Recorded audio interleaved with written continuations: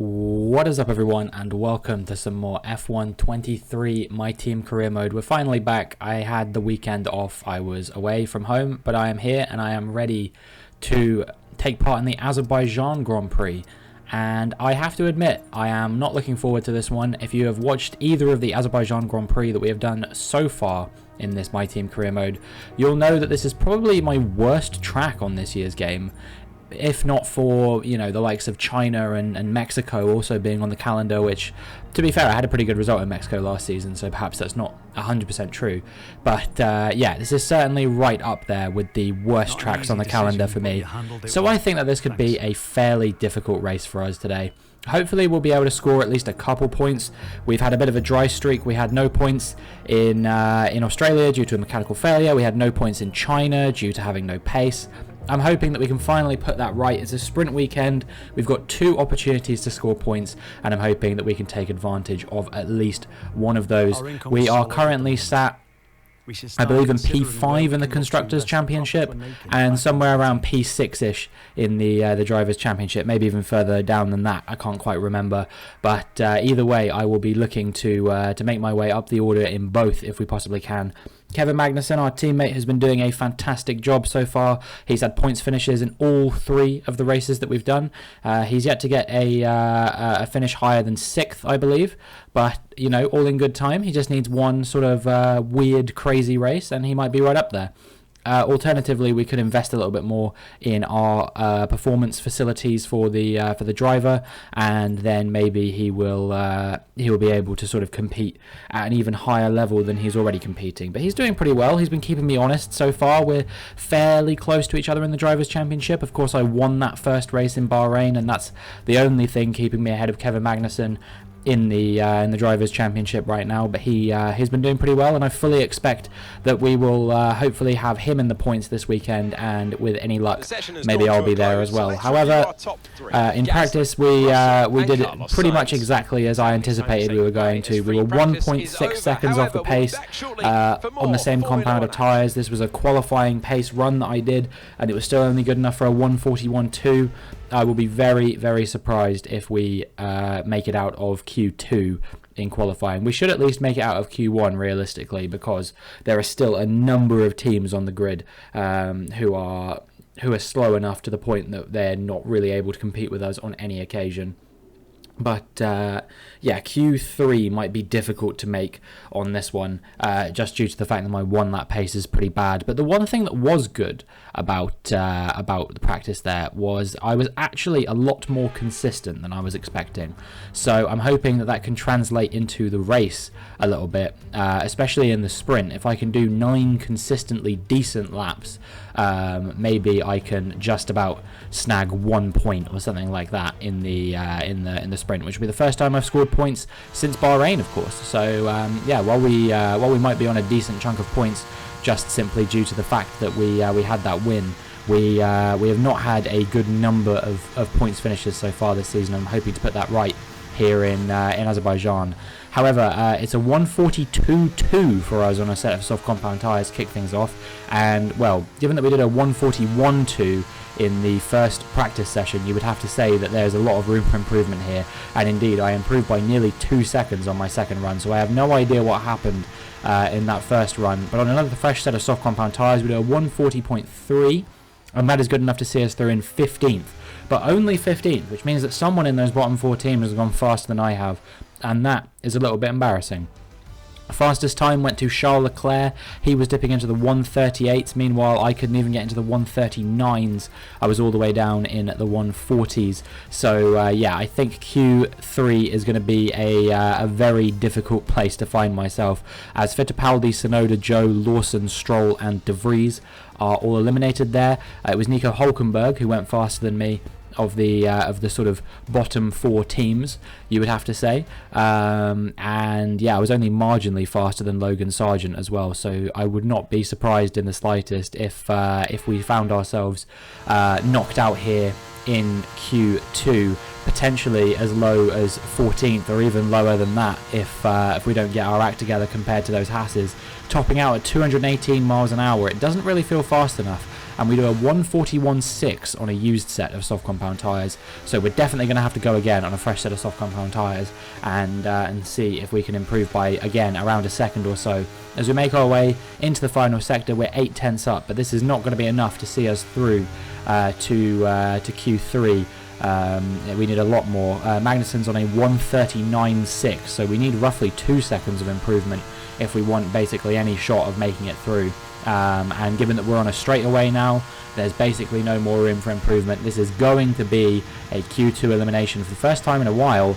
As we cross the line, it's a 140.6, and we were a second off of our teammate there. So a very disappointing 16th place in qualifying for us. And, well, we're going to have a lot of work to do in the ensuing sprint and Grand Prix. Kevin Magnussen, a couple tenths off of making it through to Q3 there. He's eliminated in 12th, along with Perez, Pourchaire, Sargent and Hulkenberg, both of the Hasses finishing ahead of me in this session. Sargent actually ahead of his teammate on this occasion.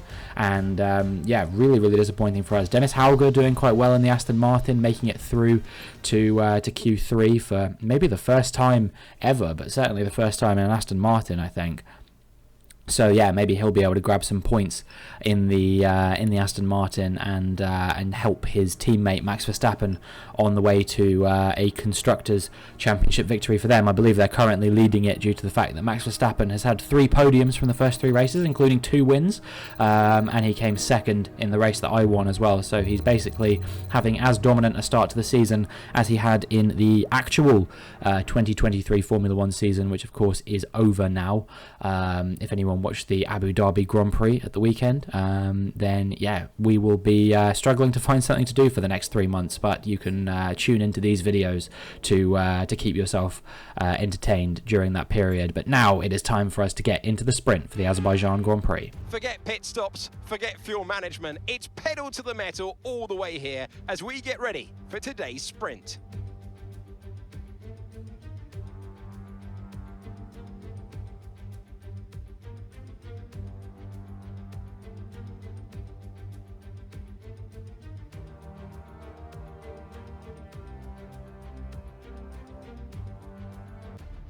Let's run you through the driver grid order for today's exciting sprint.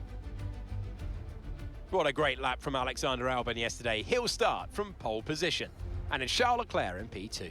Considering the rest of the grid we have Oscar Piastri, Sainz, Norris, Verstappen, Russell, Gasly, Ocon, Hauger, Perez, Magnussen, Teo Pourchaire, Sargent, Hulkenberg, Robinson, Fittipaldi, Tsunoda, Joe, Liam Lawson, Stroll, and Nick de Vries rounds off the grid.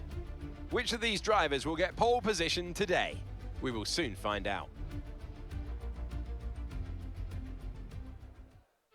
Yeah, we had the weird glitch there with the flag just staying on the screen. No intro sort of preamble. We're going to get straight into things. Going to be going on a set of medium compound tyres for these 9 laps, and the target really here, I would say, is going to be 14th, I think, a minimum. I know what my pace is like compared to the AI. I don't think that there's going to be realistically that much of a chance of us scoring points. We're going to have to make up 8 positions to score points in the sprint. So I'm going to play the long game, hope that we get a little bit lucky, maybe play a good strategy in the race, and for now I just want to make up as many positions as I can, and I want to at least finish ahead of these 2 Hasses here. That's got to be the target. So not necessarily 14, but just to finish ahead of these 2, Hulkenberg and Sargent in front of me. And if we can do that, then hopefully we can have a good race tomorrow. As the lights come on and the lights go out, and we've had a very good getaway. We're already ahead of both of them and Pourchaire, and we're going to split between Hauger and Perez as well, and we're up into P11. So that was actually pretty much the best start I think we could have possibly had on this occasion, and now we're going to try and pile some pressure on our teammate Kevin Magnussen to see if we can break into the top 10.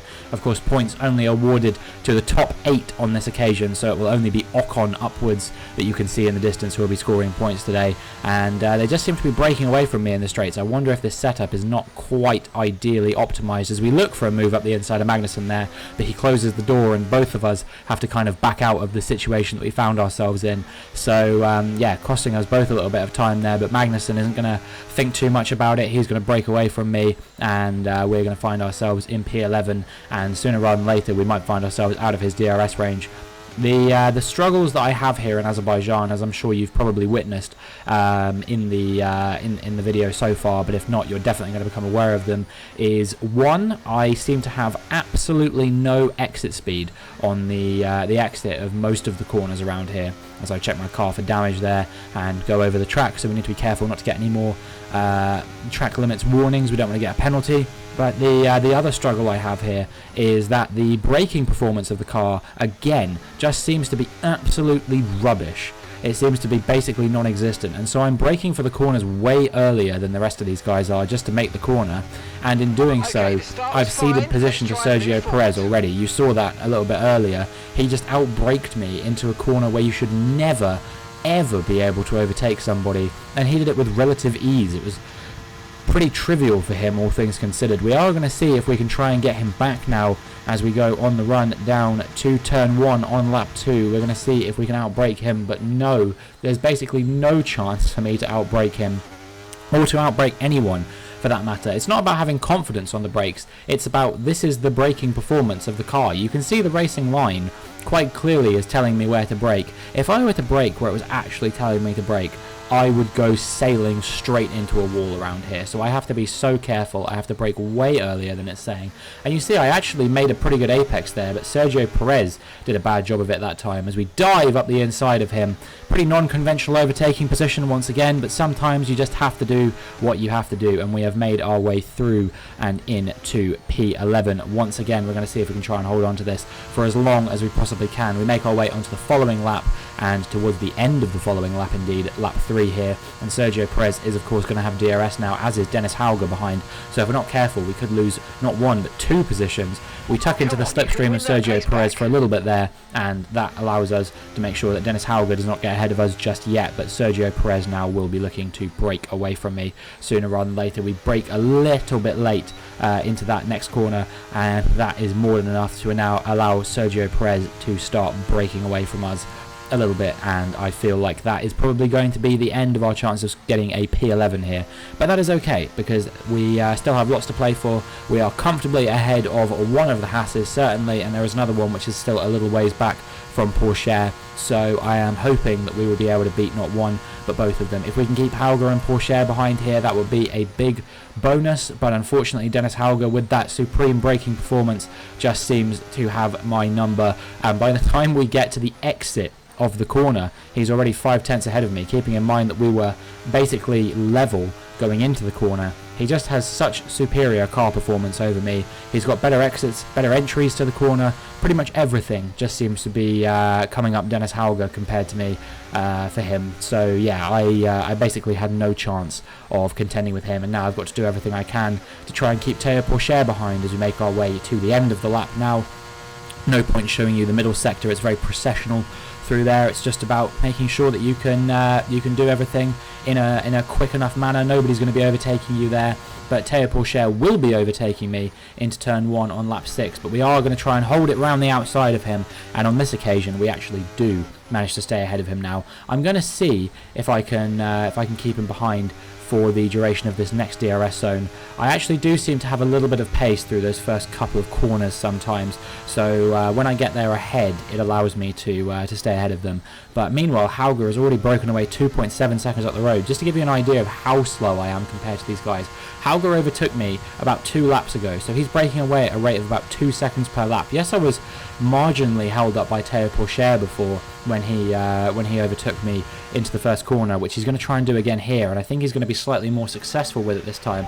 We broke a little bit late to try and keep him behind, but nothing was working, and that is going to be Teo Porsche up into P13. We brake late for that corner as well. Of course the tyres started to go off, so we're going to need to brake even earlier going into these corners, and yeah, I think that is basically going to be our chances of beating any of the drivers in the top 7 teams out of the question here. And now we're just going to see if we can hold behind Nico Hulkenberg for these last 2.5 laps. And as we make our way into the final sector on lap 9, Alex Albon has won the sprint here, so that is a fantastic result for him. I'm sure he'll be very happy with that, and maybe he can convert it into a first race win in the actual race tomorrow. I've now just got to keep Nico Hülkenberg behind for the final length of this straight. We're going to be burning all the battery we have. He of course has DRS, which will give him a little bit of an advantage, but hopefully it won't be enough to get me before we get to the line, and I have achieved everything I set out to. That is P14. Alright, race over. Take care of the car on the way in.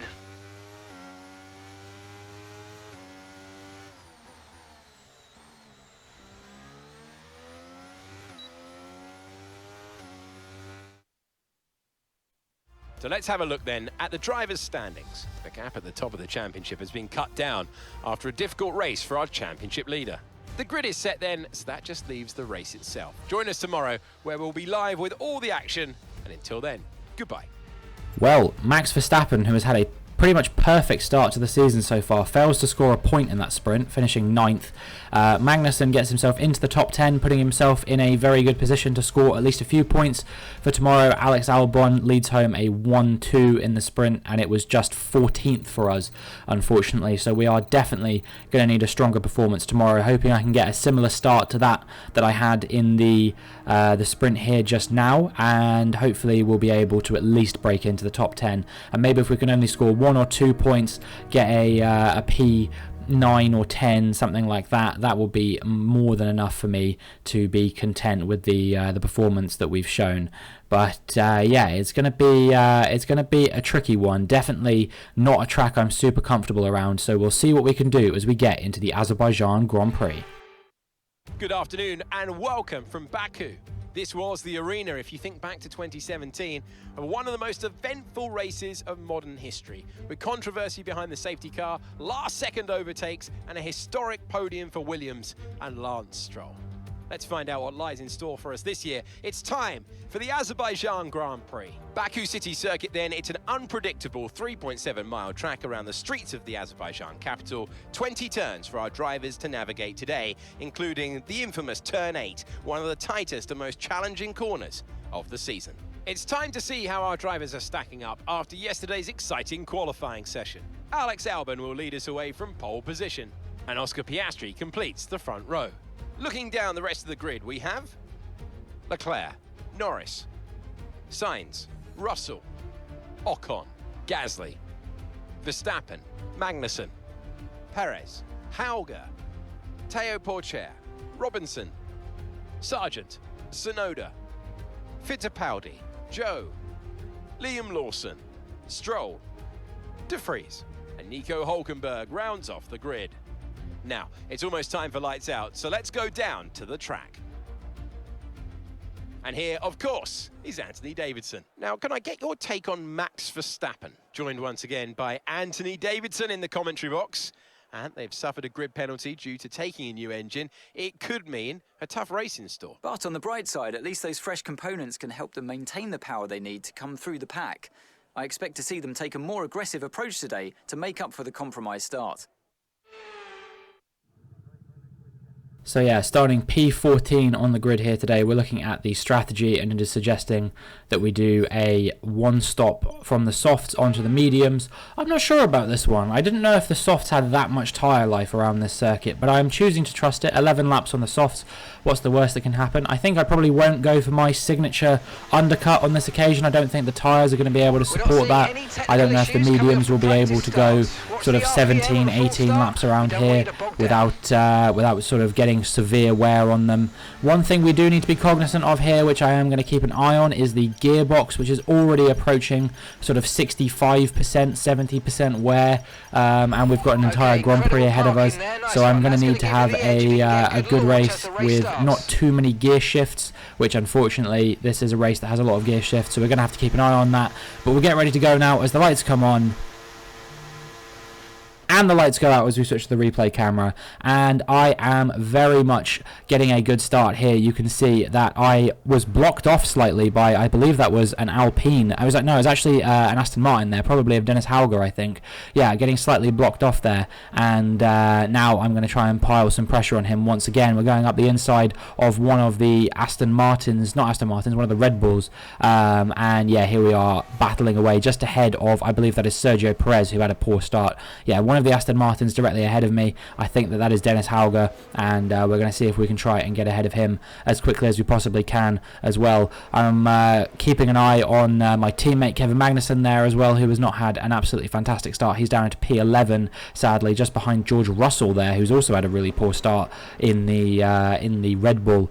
So yeah, a lot of drivers having pretty bad starts there. A few drivers having some good ones as well. That's how it goes, you know. For some people to have a good start, others have to have a bad one. But we have made our way up into, I believe this is P12 or P11, something like that. Not quite sure. It seems like there's a Mercedes behind as well. So I guess this must be P11.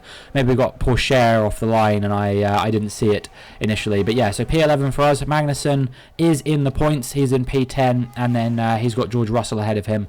Looks like we've got Dennis Hauger behind us, desperately trying to find a way through if he can, but he's not going to get through on that occasion. And yeah, we are holding him off behind our former teammate. 2 seasons he was at this team before we replaced him with a superior Scandinavian, and now we are going to be paying the price potentially as Dennis Hauger tries to prove to us that he was a lot stronger than I allowed him to be at the team. I'm sure maybe if he'd have had the performance facilities that Kevin Magnussen had, maybe he would have been able to thrive at this team as well. But unfortunately, that's the way the cookie crumbles, and sometimes, you know, you have to deal with the fact that life's not fair, and life might be even more unfair for Hauger there, as it seemed like he was getting passed by Sergio Perez, and you can now see that as we move on to the end of lap 2, it's Sergio Perez who is going to be piling some pressure on me behind. So I am going to see if I can hold him off behind, but I feel like I might not be able to do that. You can see just with the braking performance of the car, he is already far ahead of us by the time that we get into the braking zone. So yeah, that is just a completely non-existent opportunity for us to keep him behind. The braking performance of the car really letting us down. He's on the mediums, we're on the softs, and still I do not have the requisite grip, and now we're going to be coming under threat from Teo Porsche sooner rather than later, you would imagine. So yeah, by the time we get to the end of the lap, he's already putting a lot of pressure on me. He's basically side by side to me before we even get to the DRS zone. So I feel like there's zero chance we're keeping him behind. He's going to the outside on this occasion, so we're going to have to brake even earlier to make sure we still make the corner and get round it in a good way. And he is gone, and that is us down to 13th already. So I'm feeling like the chance of us getting points here is already starting to slip away. We're going to need something big here if we want any chance of getting those points. But I don't know what it could be. There's still 22 laps. There's lots of things that can still happen in a race like this. A safety car, a red flag, lots of those things could potentially get us back into the race. But for the time being, we're just going to have to do what we can.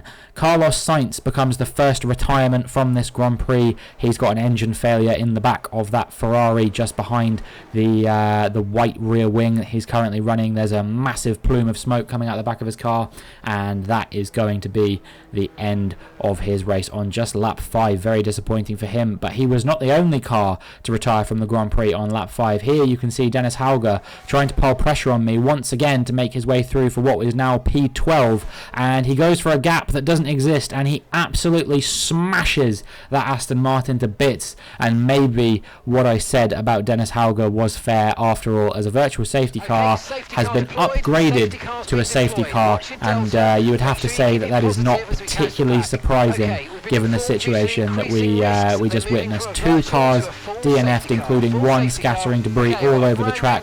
And so I am going to pit on this lap because a lot of people have missed that safety car sort of opportunity to get into the pit lane. It came out right as they were passing the pit lane, and so we are going to be coming in for a set of hard compound tyres. I believe Magnussen has already come into the pits. He's gone into a set of softs, however, and so he will definitely have to box again in this race. And so this could potentially be exactly the strategy that we need to get us into the points. Who knows? We have to wait a little bit there for them to get out of the way, because they did double stack on this occasion. It's a 1.9 second stop, but it still wasn't enough to get us out ahead of Enzo Fittipaldi, and so we've dropped behind the Williams, and we're going to have to try and get ahead of him as quickly as we possibly can once we get to the safety car restart.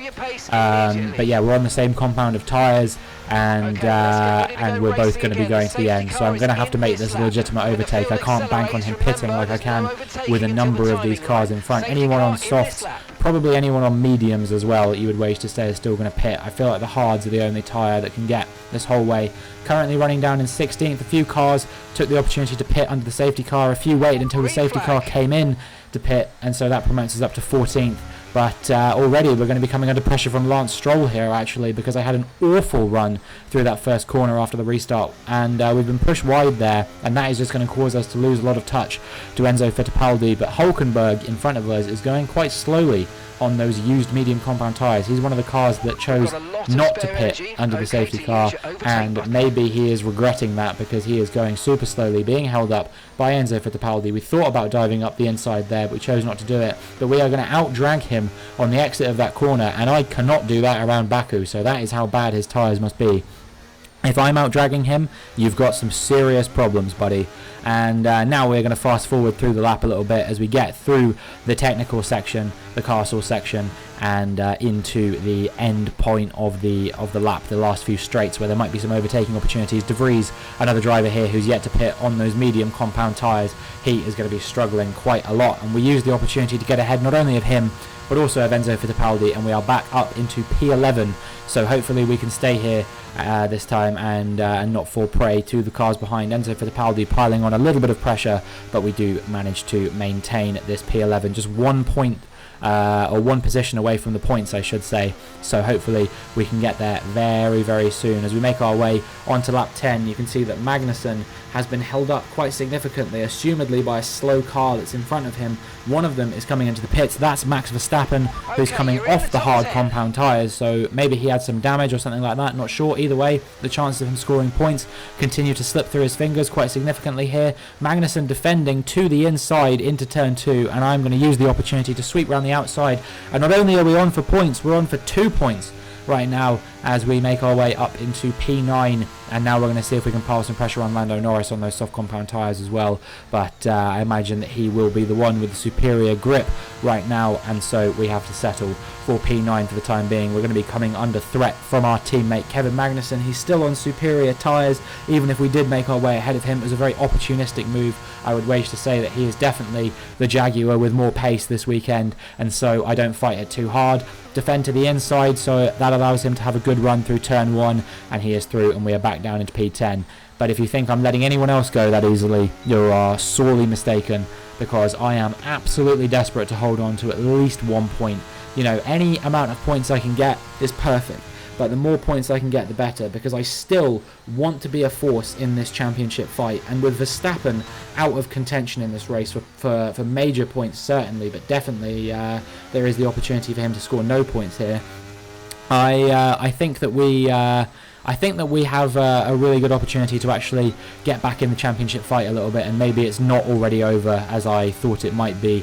We're going to be overtaking not only Magnussen as he gets blocked off by Russell, but Russell himself as well as we attack him into turn 3, go around the outside, leave him just enough room, but compromise his run certainly, and that has allowed us to make our way up into P8. We're currently on for 4 points, and this has actually turned in to a pretty good Azerbaijan Grand Prix for us. This is a lot better than I was expecting we would be doing. But, you know, a little bit of luck never hurt anyone, as Gasly is coming into the pits there. Russell too is pitting, but of course he was already behind us, and so this is going to promote us up into P7, and this day just keeps getting better and better. We are not planning on pitting again, so those guys are going to have to legitimately make up the pit stop gap to me if they want any chance of finishing ahead of me in this Grand Prix. Of course, a lot of them have boxed, and there is another safety car, and that produces a very interesting quandary for us. Do we box again? I think the answer has to be yes, because I think we're going to be a sitting duck compared to a lot of people who've recently boxed or are boxing under the safety car. You know, I'm going to be on used hard compound tyres against people who are going to be on fresh softs and mediums. So we're going to be going on to a set of mediums. I don't trust our ability to get on a set of softs to the end. 12 laps might just be a few too many, even if some of those are being running under the safety car. I'm going to play it safe this time. I still think that there is a very good opportunity for us to score some good points here. We're going to be coming out of the pit lane in 8th. And there are a few cars who've already boxed ahead of us. Actually, it's going to be 9th as Russell just about gets ahead of us there. So, yeah, but there are a few cars who've already boxed ahead of us. So, hopefully we might have a little bit of superior tyre performance compared to them. As I don't know who's leading right now. I believe it is possibly Leclerc in the Ferrari. Or it must be Leclerc because Sainz has already retired. We're getting ready to go racing again as the safety cars come in. And I'm trying to get the jump on George Russell here. We're going to go up the inside of him here. And we thought about going up the inside of Piastri as well. We're at least through into P8 for the time being, but Russell is not out of this fight yet. He's going to have the outside line through the next couple of corners, and in the end he manages to make it work. And so that is us back down into P9 where we were on the safety car restart. That's okay, not the end of the world, and now we're just going to try and fight with everything we have to hold on to at least a few points. Maybe if we can get further up the order, that would be fantastic, but I think anyone who's going to box has already boxed, so now we're just fighting for position with every car that we come into contact with, or hopefully don't come into contact with, but you know what I mean. We fast forward through the lap once again, as we've only got just over 8 laps left to go here in the Azerbaijan Grand Prix, and with Fittipaldi and Stroll behind us, there is a real opportunity for us to bag some points here. You know, the cars who are still in this race who have an opportunity to maybe get ahead of me are actually quite far down on us, as there's a yellow flag in front. Not sure what this is for, and it looks like it's Leclerc has had a spin there. A few cars making it through. We're up into P4 as we ghost through a number of cars, but the red flag was called at some point, so we will see where we end up coming out as the race gets back underway. But no doubt we will be changing onto a set of softs to the end of the race. You know, this is a used set of softs, but nonetheless it will definitely have the pace required to get us to the end of the Grand Prix. I'll be surprised if anyone else goes on softs, as George Russell was disqualified there, and the lights come on.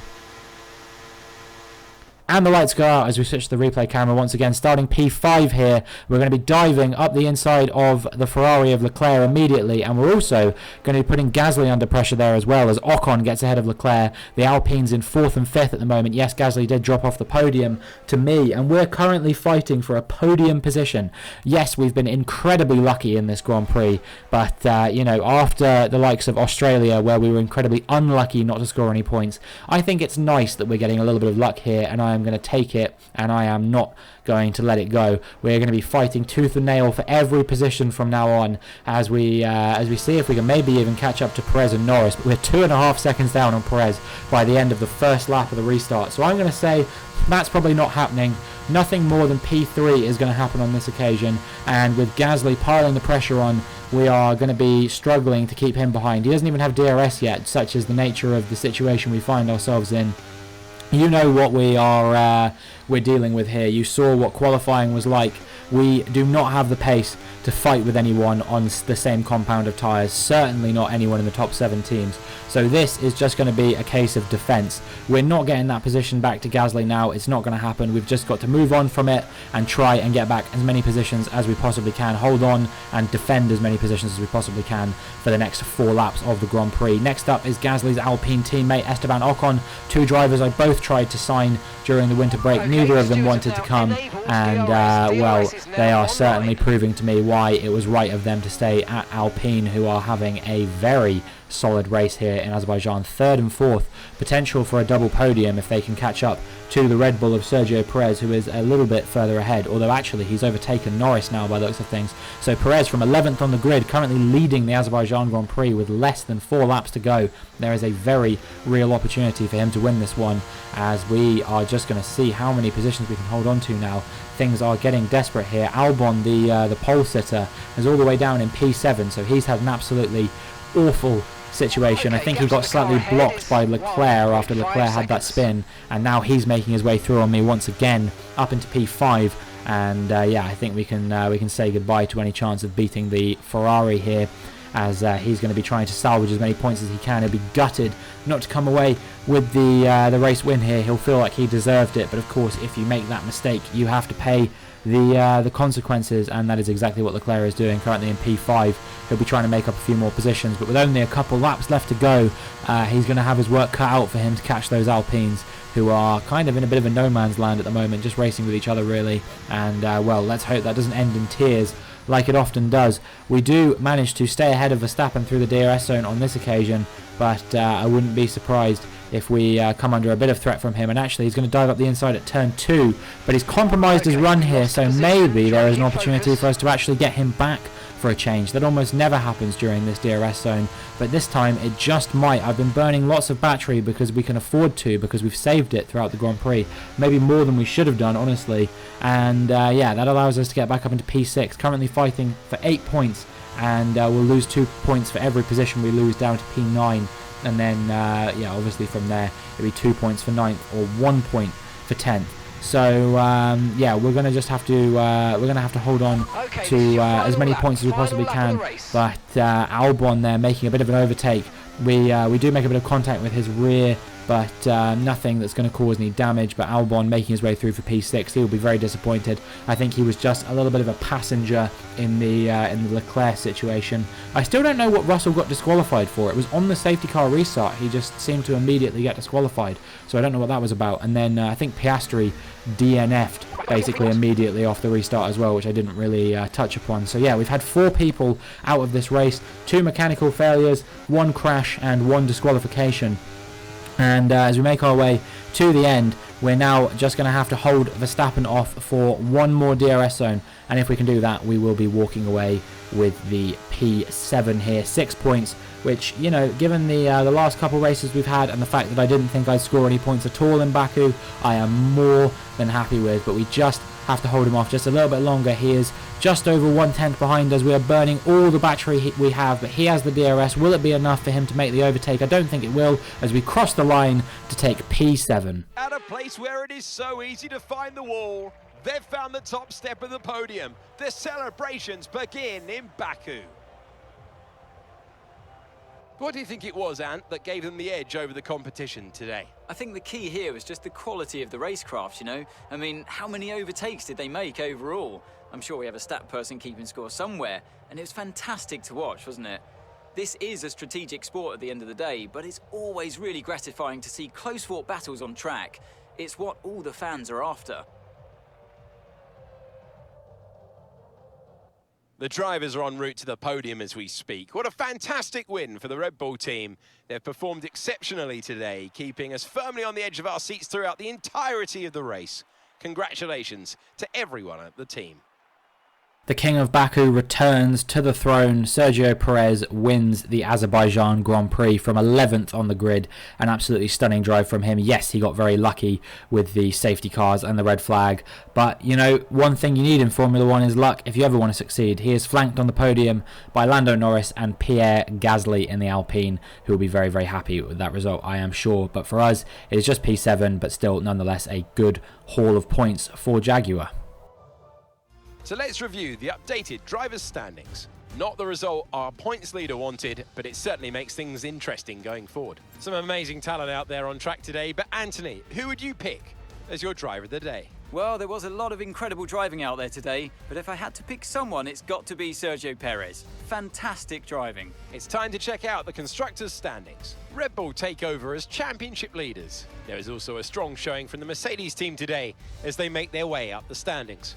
I'm equal parts exhausted and elated with this weekend of Formula 1. Be sure to join us for the next one.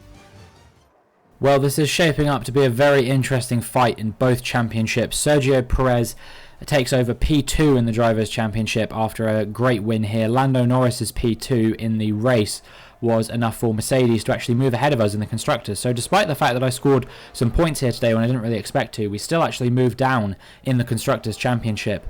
And yeah, we're gonna have to try quite hard in the following race to have any opportunity of getting back up the order. It's pretty close though in the Constructors' Championship fight. We're only 26 points off of I believe it's Red Bull at the top now, actually, after a race like that. You know, George Russell having a good supporting season to Perez, who is currently ahead of him in the Drivers' Championship.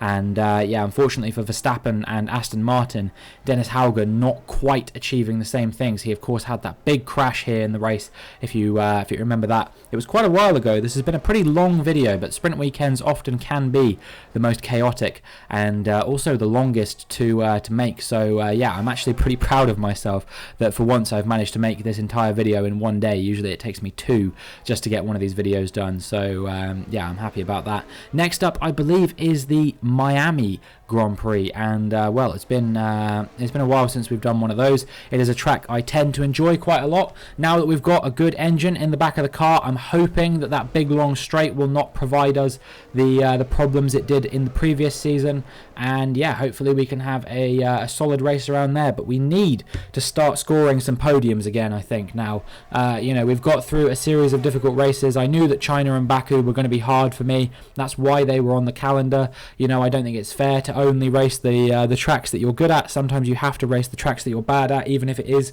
because of your sort of, I don't know, the technical skill that means that you're sort of a little bit worse at the track. That is still perfectly valid. You know, we're on 99 AI difficulty, so perhaps it's not that much of a surprise that I am going to get slaughtered at some of these tracks now. But you know, that's how it should be. Some drivers are good at some tracks and not good at others, and the ones who do manage to deliver a result at every single track are the ones who usually end up at the top of the championship come the end of the season. So yeah, we're gonna have to really work quite hard, I think, if we want to win this championship.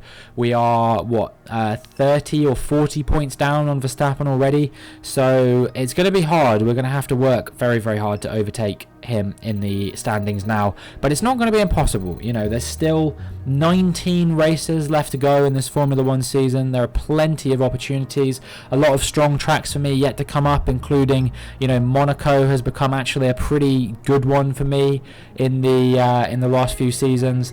Canada as well as a track that I've done quite well at in the last few seasons. I of course got my first win there in season 2. So yeah, I think that we really do have the propensity to still overturn this situation in the championship. It is still early days, and there is no point completely writing off our championship chances just yet, and there is definitely still a chance for us to catch up in the constructors as well, as you know, all we need is Kevin Magnussen to put in some good performances as well. But that is going to be it for this video, so if you enjoyed, please make sure you like and subscribe, and hopefully I will see you in the next one.